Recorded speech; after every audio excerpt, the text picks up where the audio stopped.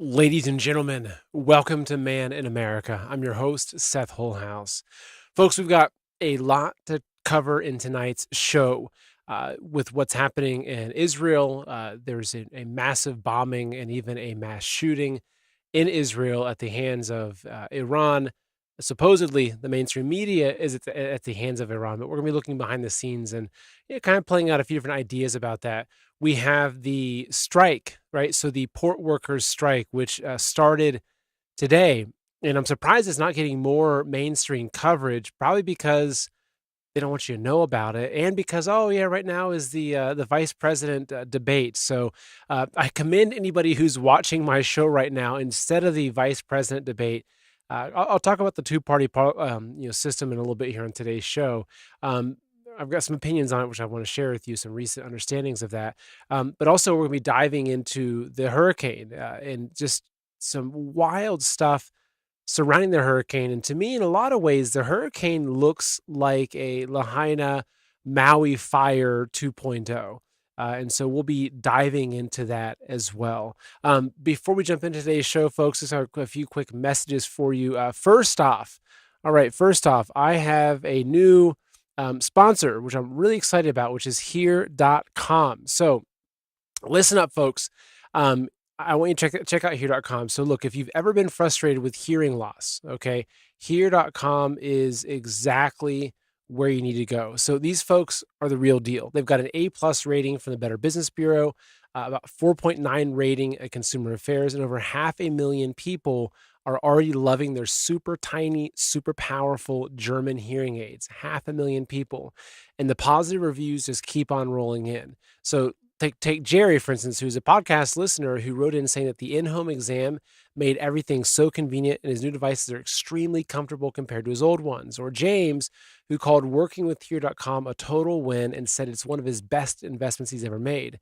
And the best part is, so with insurance, flexible financing options, and 100% money back guarantee, here.com makes getting great hearing aids super easy. So if you're ready to stop saying what and start hearing the world clearly again, now's the time.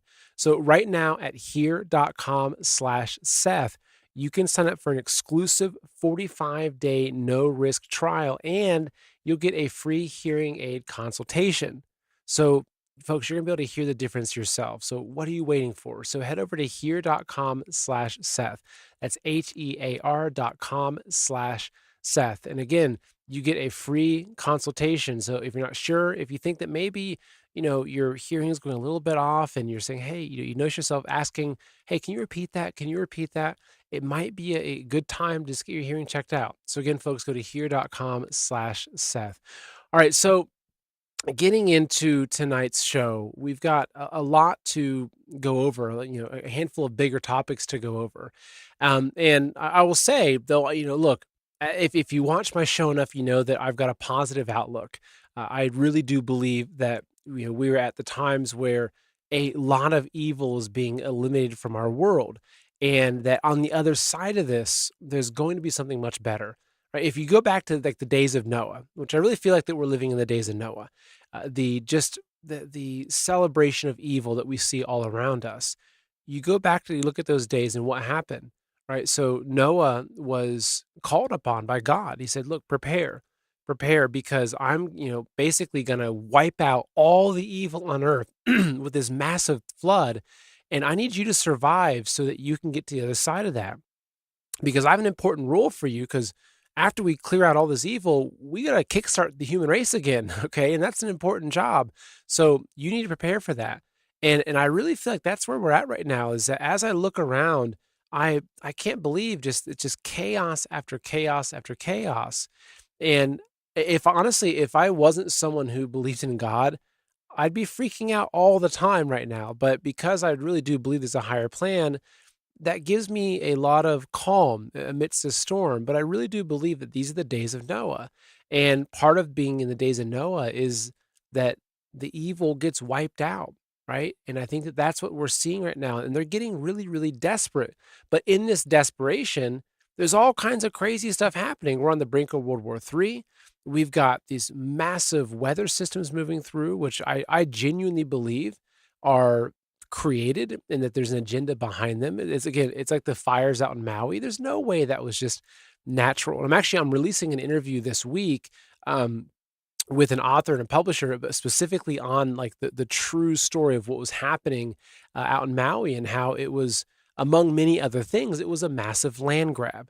Okay, so we're gonna be getting into the hurricane and looking at this, but going back to the overall idea of just that this is a battle of good and evil, and that these are the days of Noah. This is what I'm seeing. So tonight's show is basically like, hey, folks, here's all the chaos that's happening in our country right now because we need to be aware of it, right? That's really important. Like, I don't want to just stick my head in the sand and just pretend that none of this stuff is happening.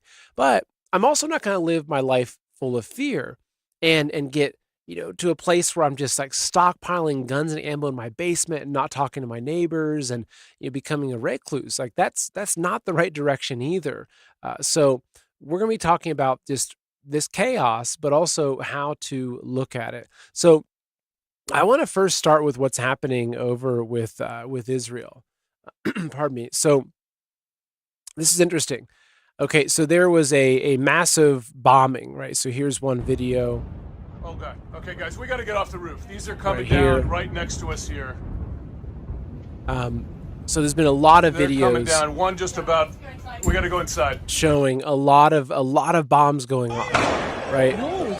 Sorry there. And these are bombs that are actually somehow evading the Iron Dome. So here's what the Patriot Voice has summarized this with. He says Iran has officially launched a massive ballistic missile attack, over 100 along with UAVs and drones, into Israel.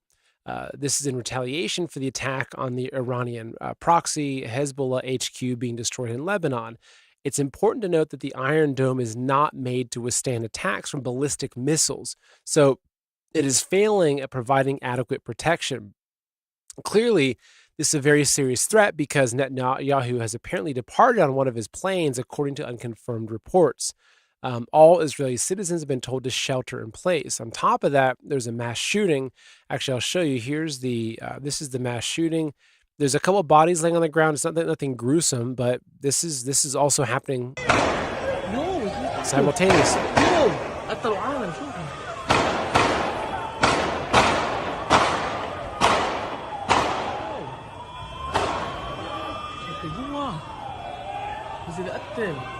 So I believe what I've heard so far is that the death toll from that shooting has been in the double digits, like at least 10 plus people.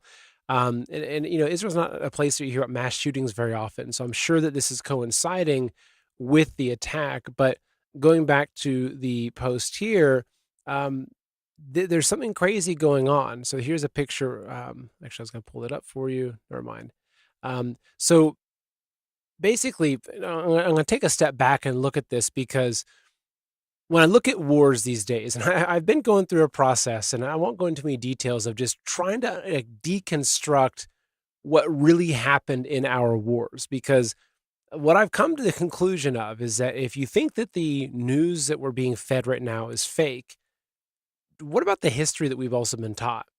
Like, I'm not talking, well, of course we get into Tartaria and some of those things, which I'm going to be doing some more shows on that because it's fascinating. But I honestly think that our history is even more fake than our news. And if you look back at the wars, what I really think has happened is, regardless of what war it was, whether it was Napoleonic Wars or the Crusades or World War I, World War II, is that what we've been fed today is a carefully crafted idea, a carefully crafted narrative and picture of what happened in those wars. And I have to remind myself a lot, and remind you, is that there's a documentary that came out, it was kind of going around, called "All Wars Are Bankers' Wars," and I think that we have to remember that. So if you look at what's happening with Israel, you look at what's happening with Iran, I don't take these things at face value. I really don't, because even with Hezbollah, right? We found out that Hamas, right? That Hamas was being funded by Israel, and you go back to October 17th, and I'm not saying that innocent people didn't die, right? They did, but to me, it was a false flag event, right? It was no different than 9/11 from the perspective that it was allowed to happen. Now, I'm not going to get into like, whether it was coordinated by Mossad and the Israeli government. Likewise, I'm not going to get into details of, was 9/11 coordinated by the CIA and our own government? Like it's a different show, different story. But fundamentally, though, it was because they wanted an excuse for a war. And if you look at what happened with October 7th, it was, hey, great reason for a war. And so if you look at what's happening with Iran, firing, I don't necessarily know what's really happening there. I mean, it looks like Iran is doing this. It looks like they're dropping the bombs on Israel, but you have to take a step back and think, okay, if all wars are bankers' wars, who is this benefiting and what's going on here? But what's also crazy though is that we saw recently that the Mossad and Israel had done the pager attacks, which is just crazy that they actually were able to intercept this shipment of pagers, implant some sort of explosive and some sort of signal they could use to activate the explosive, and that's how they took out a bunch of these terrorists, right? So what's also kind of crazy, and I'll pull this up, is that so that Iran simultaneously launched a cyber attack alongside the missile strikes against Israel. So this is kind of wild. So fake text messages were sent to Israeli phones, falsely informing citizens that airstrikes had ended and advising them to leave shelters. So this, I mean, to me, that's just pure evil. Like, I don't care what side of the war you're on. Like, this is targeting citizens. Like, this is targeting the innocent people. And this is also a really important point as we're looking at, analyzing what's behind these wars and everything. Unfortunately, the reality of all the wars throughout history is it's people like you and I that are the cannon fodder, right? These elites, these battling factions of the cabal, they'll sacrifice us like so willingly. Like as we're going to see, with what's happening with the hurricane, they have no problem killing and maiming and doing whatever it wants. Actually, it's part of their goal, right? If their goal is depopulation, it's like, okay, great.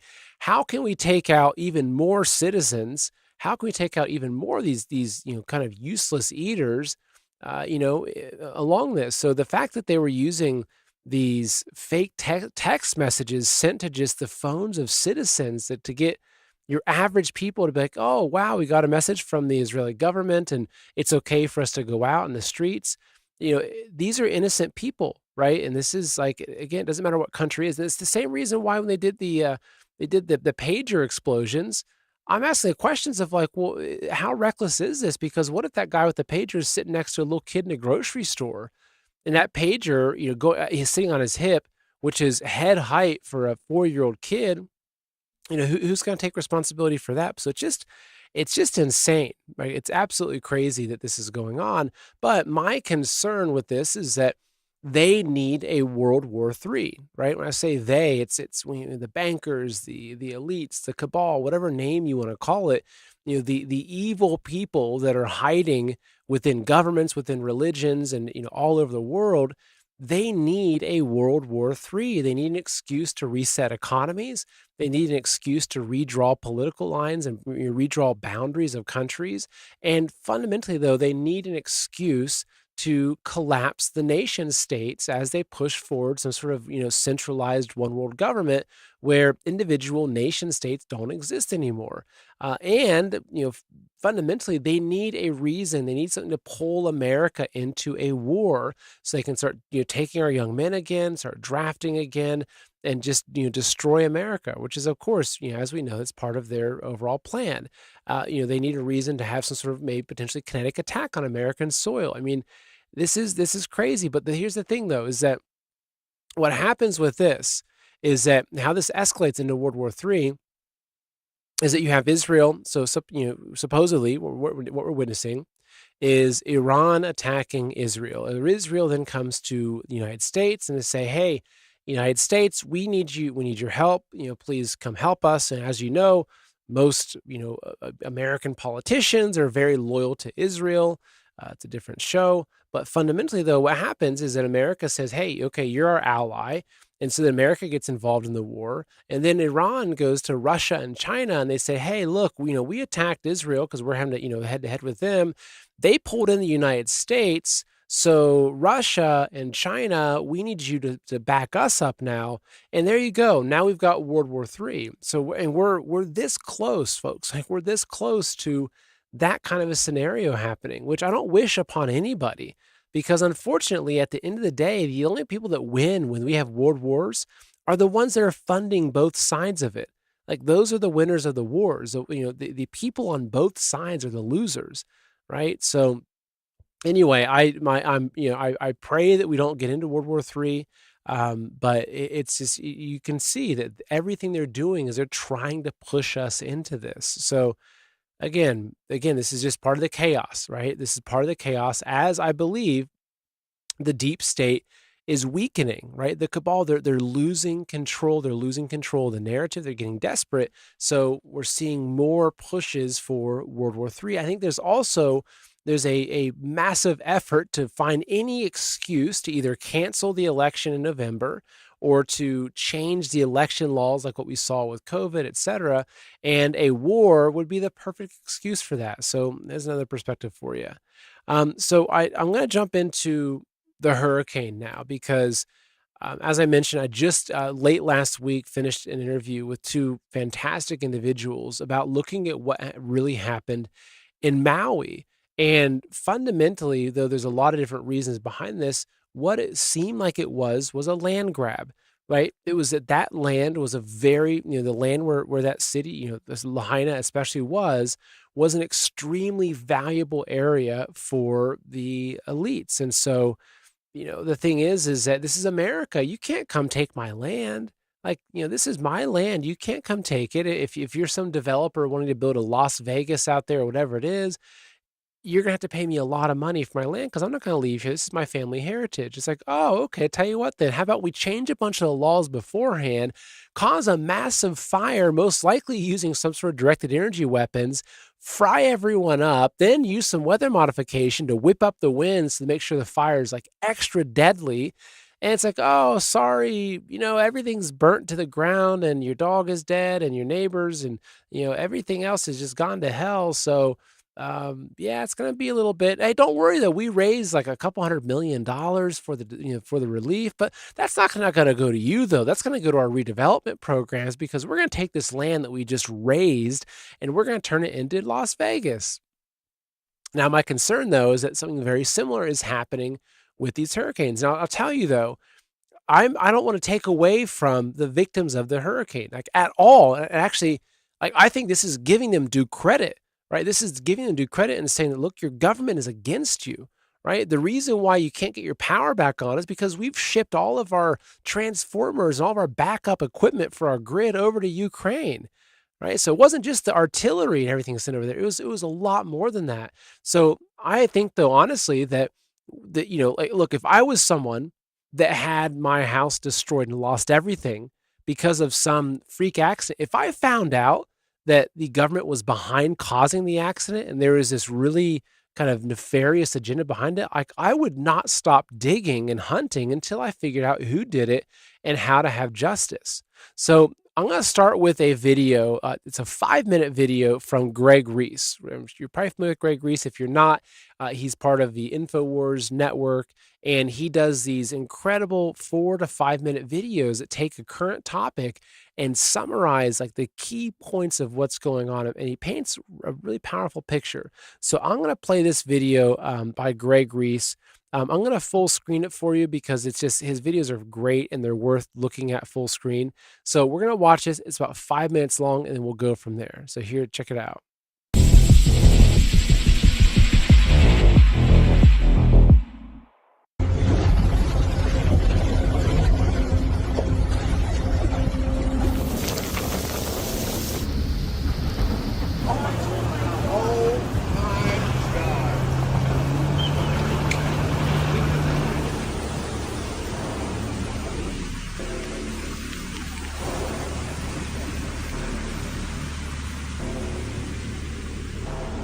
We have had the technology to create, control, and steer hurricanes for decades. Project Cirrus is the first official attempt to modify a hurricane. It was run by General Electric with the support of the U.S. military. The official theory was that by changing the temperature outside the eye wall of a hurricane, which they did by seeding the clouds with various compounds such as silver iodide, a decrease in strong winds will result. On October 13, 1947, Project Cirrus targeted a hurricane heading out to sea. Approximately 180 pounds of dry ice was dropped into the clouds. The crew then reported a pronounced modification of the cloud deck, and the hurricane abruptly changed direction and made landfall near Savannah, Georgia. The public blamed the government. Irving Langmuir, who pioneered General Electric's Atmospheric Research Department and admitted that the project was about learning how to weaponize the weather, also claimed the reversal of the hurricane had been caused by Project Cirrus, but the government denied it for 12 years.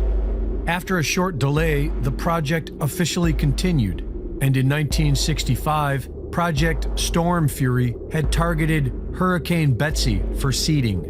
On that day, the storm immediately changed direction and made landfall in southern Florida. Congress blamed it on Project Storm Fury, but the government claimed that the hurricane shifted before they ever had a chance to seed it. And after 2 months of congressional hearings, the project was allowed to continue. In 1997, U.S. Defense Secretary William Cohen admitted we have the technology to control the weather, including earthquakes and volcanoes. The U.S. government has placed gag orders on employees of the National Weather Service. In October of 2012, after Hurricane Sandy weakened to a tropical storm, microwave imagery shows a thick red beam immediately followed by Sandy growing into a Category 1 hurricane and taking an unexplained left turn into New Jersey. The push towards alternative energy demands more lithium, and according to the U.S. Geological Survey, the United States has over 6 million tons of identified lithium resources. The majority of this lithium has been identified in Kings Mountain, North Carolina. Kings Mountain is believed to have one of the largest resources in the world, but the biggest problem is that people live there, and they don't want their quiet towns turned into lithium mines. People in Cherville have been pushing against a proposed lithium mine for the last several years, but everyone we spoke with here said it's too divisive of an issue to share their opinion on camera. Cherryville is a small, quiet town. I think that's good that we keep it small. So quiet, many don't feel comfortable speaking out against Piedmont Lithium's proposed mining operation nearby. I think we're a silent majority. I think a lot of people are afraid to say anything about it because they are bringing a lot to the town as far as money. Last year, the Department of Defense entered a $90 million agreement with Albemarle Corporation to increase domestic production of lithium for the nation's battery supply chain, specifically from Kings Mountain, North Carolina, starting by 2025. This is the same area experiencing what is being described as biblical floods. While the federal government spends billions on foreign wars and illegal immigrants, they simply cannot be bothered with the health and well-being of the American people, especially those living on coveted mineral-rich land. Reporting for InfoWars, this is Greg Reese.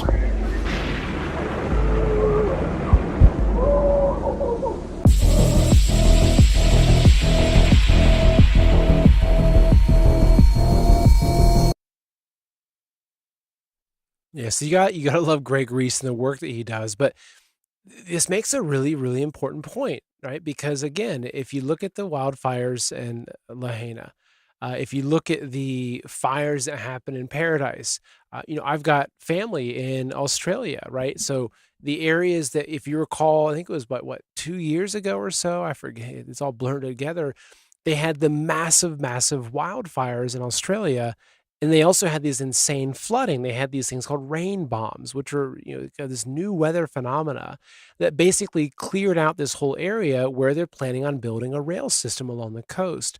And so if you look at the UN's plan for the America, right? I'm not sure, there's a specific map, maybe you've seen it, where it outlines basically how they want us to be in these very, very localized regions, these very small regions, and they want the rest of our nation to be open for kind of whatever they wanna do with it, not for us, though.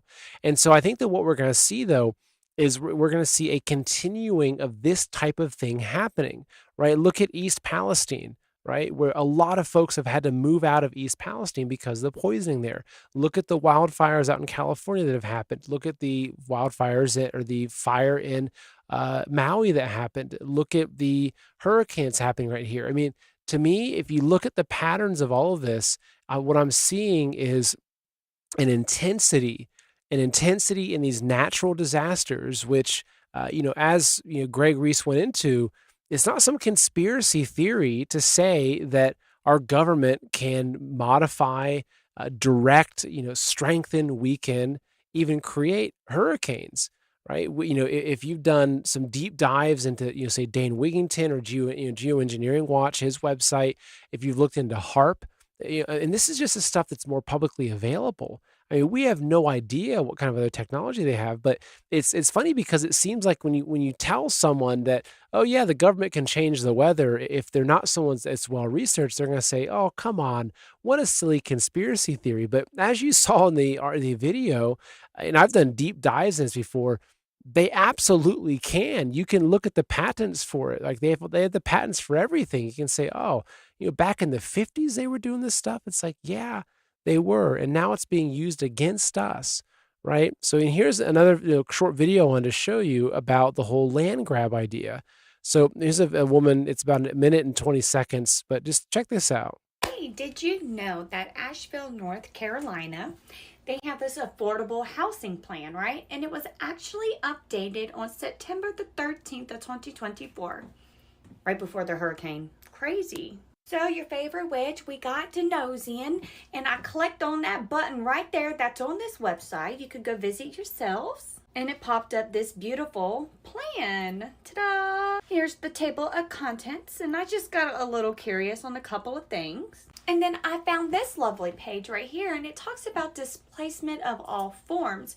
This includes property demolished. You have other things like with your property being seized, and then there's other things such as like a natural disaster or climate related issues. Okay, so I wanted to look at some strategies that they are talking about in order to develop land, right? So they have this thing called land banking.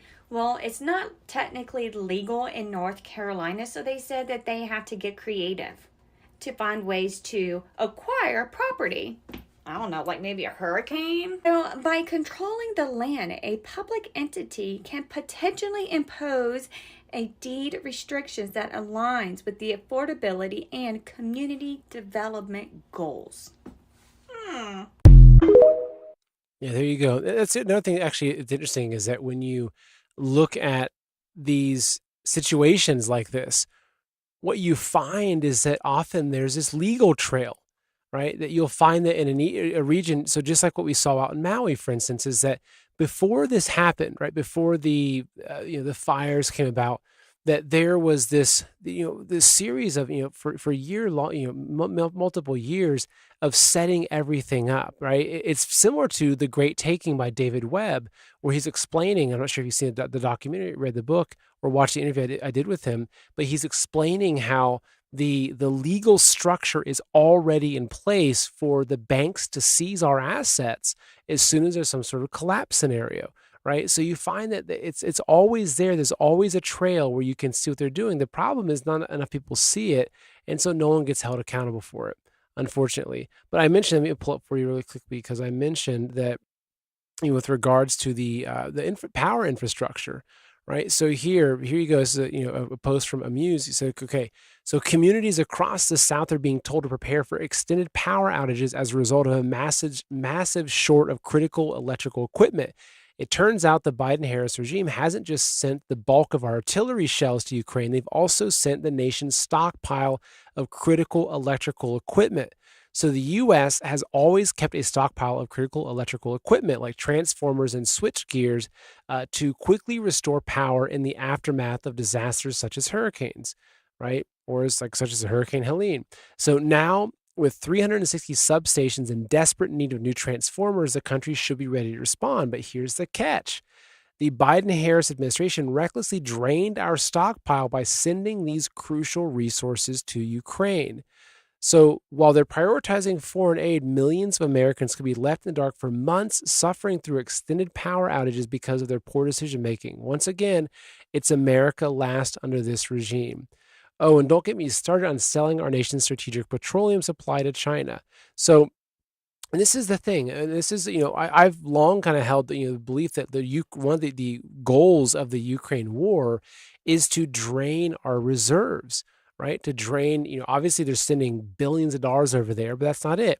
It's about draining our reserves for militaries, ammunition, all kinds of, like war type materials that are needed to fight wars, right? Not just ammunition, oil, right? That we're selling off to China. Here we go. Power, infrastructure, grid stuff sending over to Ukraine.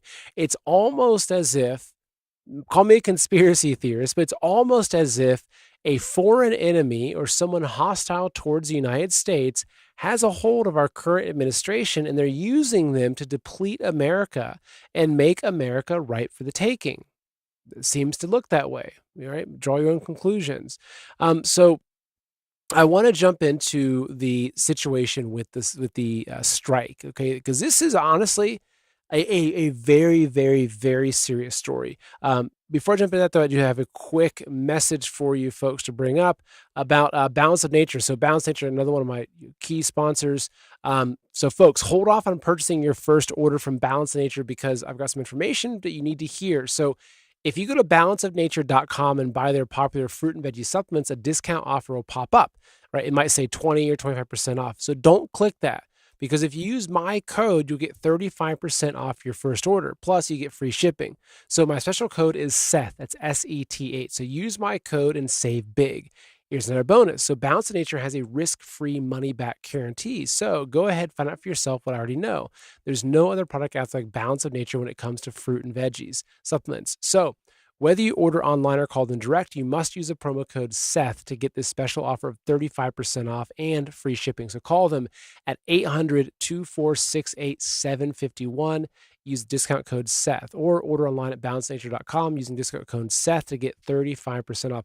And honestly, the funny thing is with Balance of Nature is that I look at this as a prep material, right? So to me, it's something where it's like, okay, I order them once a month. I have an order that comes in. I shove them in the back of my basement because it's like, okay, it's freeze-dried veggies and little capsules and fruits and stuff. So it's okay. If you don't have access to food, which might be a scenario, and what we're talking about with these port strikes could be useful.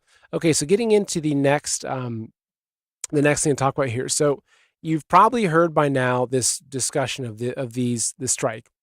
Okay.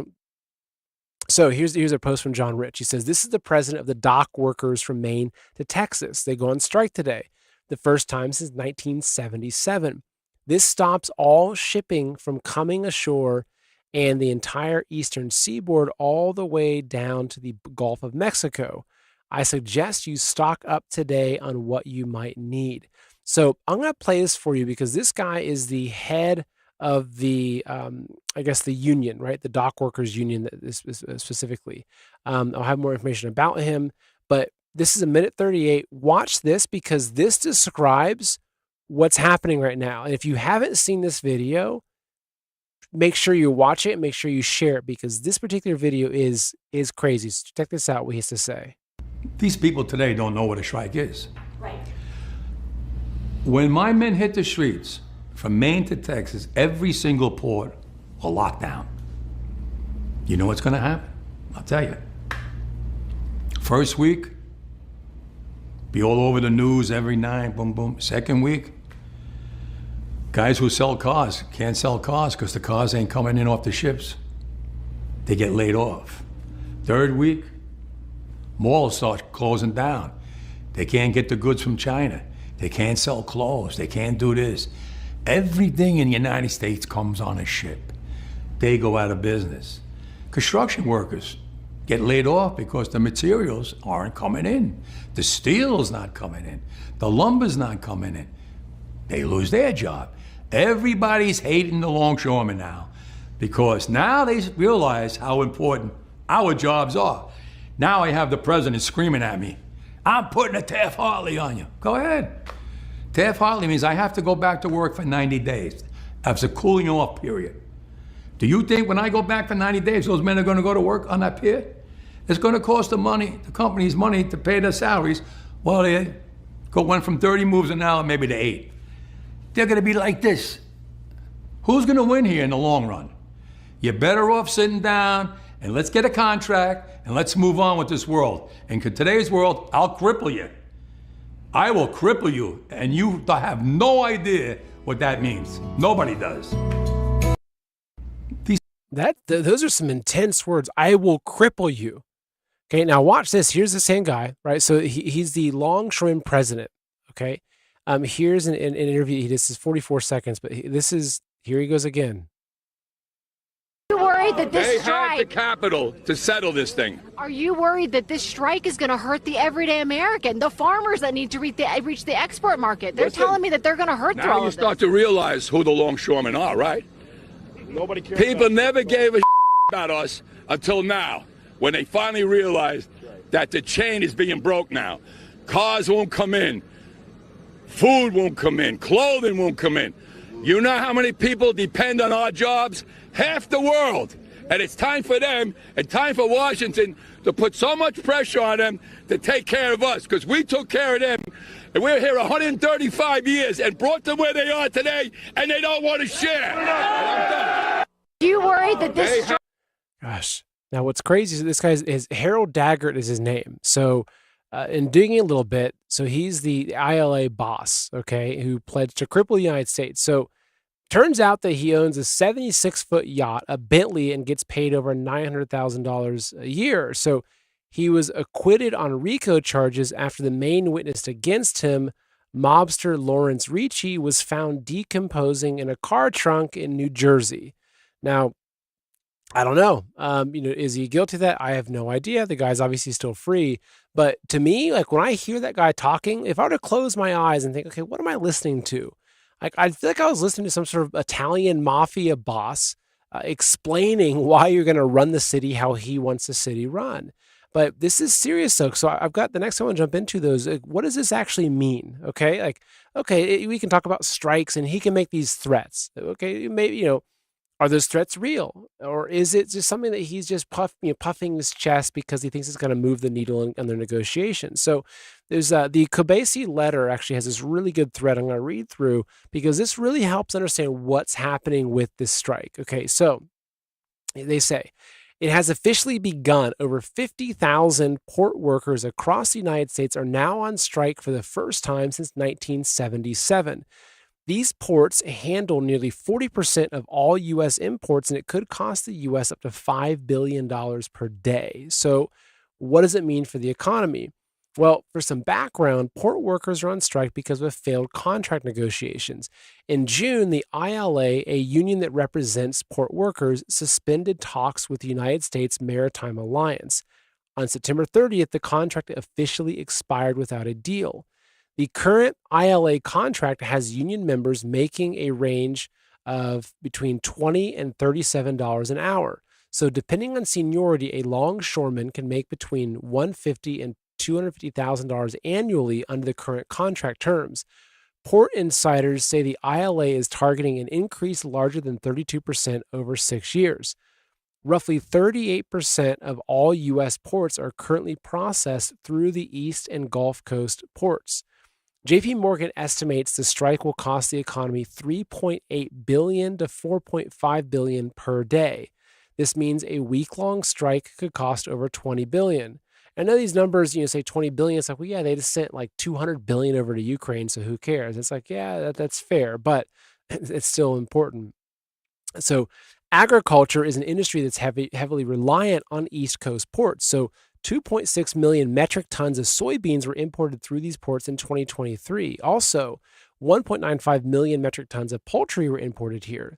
Food inflation could rebound again if the strike lasts. Continuing, here are some of the top U.S. importing companies through the East and Gulf Coast ports. Walmart leads the list along with the other large retailers like IKEA, Home Depot, Dollar General, and Amazon. Right, so this is an interesting list here of the top U.S. importing companies exposed to the impending port strike. So the top one is Walmart, then IKEA, Samsung, Bob's Discount Furniture, funny enough, LG, Home Depot, Continental Tire, Hyundai, Dollar General, GM, and Amazon. Continuing, export markets are also heavily reliant on these ports. So China receives 1.91 million metric tons of exports from these ports, and Indonesia receives 1.3 million metric tons. Various countries around the globe are going to feel the impact of this strike. So each year, more than 3.8 million metric tons of bananas arrive at ILA-handled ports, or 75% of the nation's bananas. Nearly 90% of imported cherries, 85% of canned food, 82% of hot peppers, and 80% of chocolate will arrive through these ports, so consumers will feel the impact. This brings us back to the below chart. Could this port strike, along with an aggressive Fed pivot, spike a rebound in inflation as seen in the 1970s? In 1974, inflation rose to near 8% before falling back to 2%, only to spike back to 10% in 1980. The Fed must avoid this. So the port strike is yet another factor that will contribute to market volatility into year end. Between the election, Fed interest rate speculation, now the strike, we are trading the volatility. So concluding with this, if the strike lasts for more than a month, it would cost the U.S. over $130 billion. This is one of the largest strikes the U.S. has seen in a matter of decades, okay? And so people are already responding to this, right? So here is a video of Costco, right? So this is, I'll play this for you, just, no need to have sound, but this is just people in line at Costco. This is I'm not sure where this is located, but look at the size of this line, right? Because they're reading the news and they're saying, oh, okay, they watched that guy's video and they're like, oh crap, I better go buy some toilet paper. I better buy some canned food. And like, folks, this right here, you see this? Okay, please find that line right there for you. I'm gonna pause it there. This right here is why I'm so big on preparedness, right? Because I've already bought my toilet paper. I've already bought my canned food. Right? I'm not like rushing tomorrow to go to Costco to stock up on things because I've thought through this already, as I know a lot of you have already, because this is the reality is that when disaster strikes, if you wait until that day, it's already too late. Like, you don't want to be this person standing in line at Costco or going to, get some canned beans and realize like, oh my gosh, Costco's out of canned beans, and, Walmart's out of canned beans, and Samsung's out of canned beans. So again, this is why, being prepared, food, water, everything is so important. And I'm working on, I know I've been talking about it a little bit recently, but I'm working on a really big project I'm going to be announcing very soon. That's all about preparedness, which I'm really excited to tell you about. And it just as a quick kind of segue to this is that this is why one of my sponsors is Heaven's Harvest, right? This is, look, there's a lot of different storable food companies that make the big food buckets. Most of them are actually crap. I've bought them. I've tried them. They're not good. They fill their buckets with fillers like Kool-Aid and pudding and stuff to make the calories cheaper, right? But if you want good, reliable, like if you're kind of panicking right now saying, okay, I need to stock up, first off, wait till you calm down. Right? If you're panicking, sleep on it. Tomorrow morning, go check out some options. Right? Don't buy out of fear, buy out of responsibility. But if you are looking for high quality storable food, Heaven's Harvest is second to none. You also get 15% off with promo code Seth. So they've got they also have these self-heating meal kits, which I just got. I haven't tried them yet. I just got some the other day. They've got seeds. They've got the food buckets, number 10 cans. Great place. So that's heavensharvest.com. So continuing, so we showed you that. And okay, so continuing with the overall discussion on this is we have to understand that our country, the supply chain that we are tied into is so complex.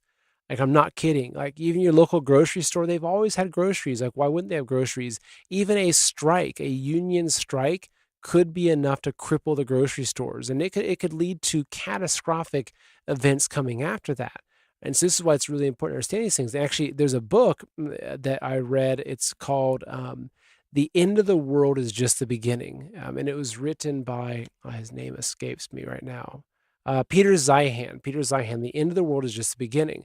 I don't necessarily agree with a lot of the guy's views, politically, but it doesn't matter because he's a brilliant guy in terms of his understanding of geopolitics. And so this book describes how this system that we have, where the globalism, the global trade and everything is so, it's like on a knife's edge at all times. And it's like, it's always inches away from totally collapsing. It's a miracle that it's still being held together. But it's really helpful in understanding why the situations like this port strike or something else could like totally throw a wrench into our supply chain and end up, cascading into millions of Americans not having food, increased violence. It could even lead to famine. Because if people can't buy food, they start going after the farms. They start robbing the farms. The farms shut down because they can't protect their farms from people coming in that are hungry. The farms can't produce crops for the next year. Michael Yans talked about a lot of my show how these small things could literally lead to an absolute collapse. And so we need to be just aware of this, aware of where this is the time that we're living at in history. What's also crazy though is another video here. This is Amazon. This is an Amazon workers talking about how it looks like they might be going on strike. So this is the Amazon Teamsters. So this is a minute long. Check this out. Amazon is the richest company in the world, but they don't share the wealth with workers that create it for them. Amazon's never going to give us something unless we take it from them. That's right. That's right. And every single person out here is going to make that happen.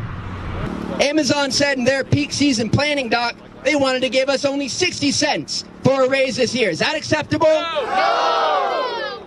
But it's because of workers at DHL, workers at Amazon facilities around the country, and right here at KCBG organizing. That's how we got a more than 100% increase in what they were willing to give.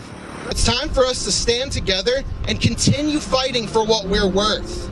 It's time to show them just how essential we see ourselves today. Because without us, these profits that Bezos comfortably hoards in his mansion do not exist. Right. So it's time to fight, because when Teamsters fight, Teamsters win. And who are... So there you go. So and maybe, we're going to have Amazon strikes. I don't know. And maybe there's a trend from this, but the looking at the big picture, right? So I started the show talking about, Noah's Ark and the flood, and how this process was this process of cleaning out the evil, and how everything changed after that. And when I look at the world today, and again, as I mentioned before, studying history, the more I study history, like real history, the more I come to the conclusion that almost everything that we're fighting for and that we're surrounded by today is a lie. Now, not that we're not, there are a lot of things that we're fighting for that are truly good, right, given by God, but even the two-party system.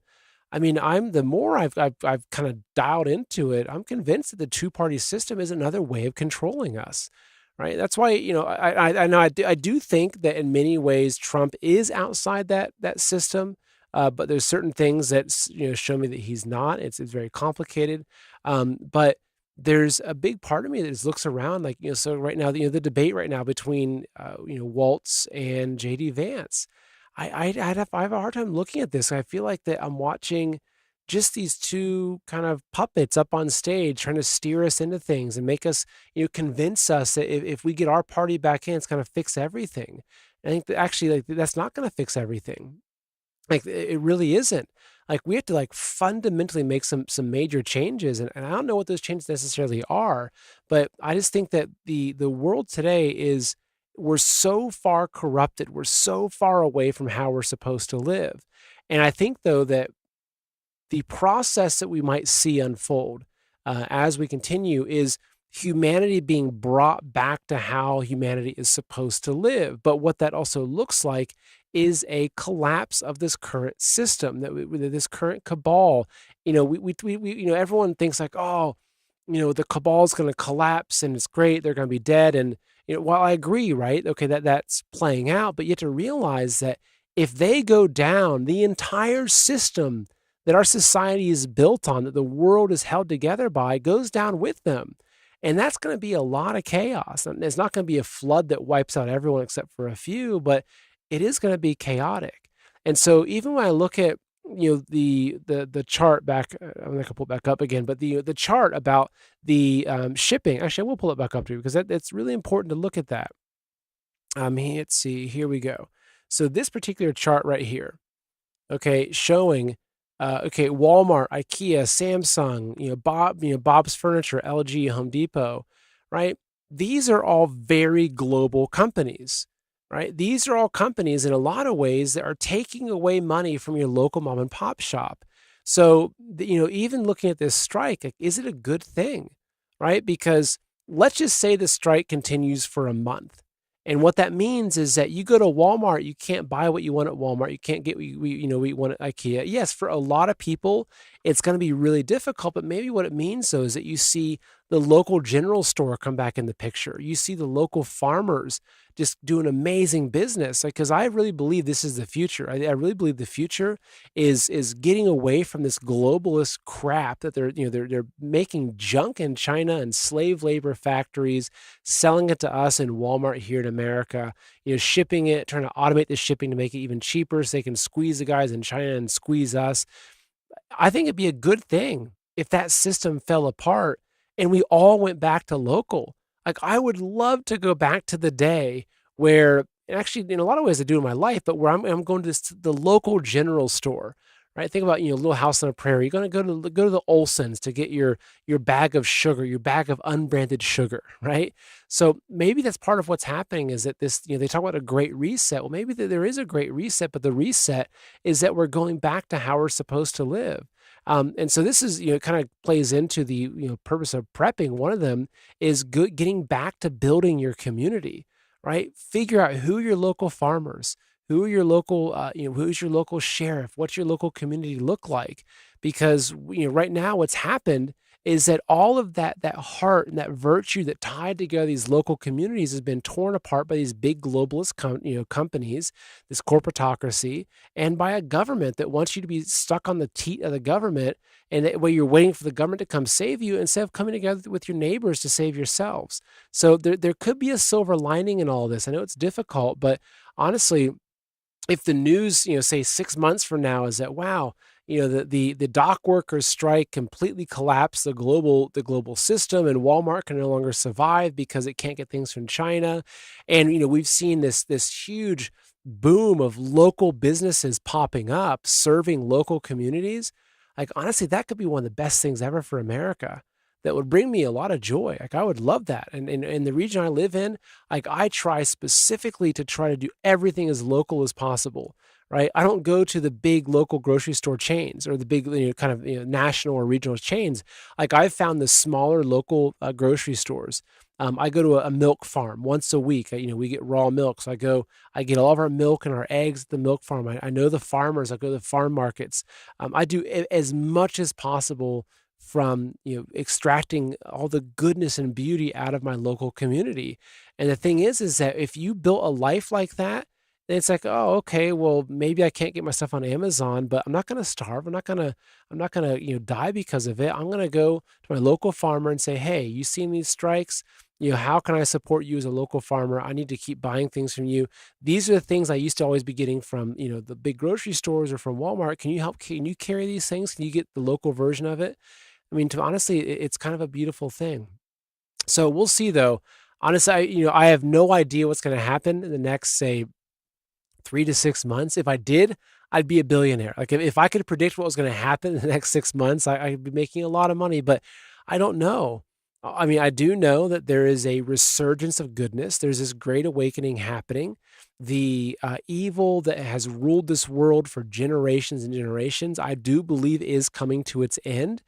As more of us become aware of the evil controls and the lies that we've been fed, which is their greatest threat, is for us to see the lies they've wanted to hide so much, and we're now seeing them. We're finding the truth they've tried to hide so much with their lies. So this is what's happening. So it does give me hope. So even though there's a lot of craziness going on, it does give me hope that we're getting to the other side of this. So folks, that's all for tonight. Thank you all for being here. Thank you for joining me instead of watching the charade, the debate. which I'll probably go watch some clip highlights just to see what happened with that. But anyway, it's great to be here with you all. Thank you so much for being here. Take care. God bless. And I'll see you next time.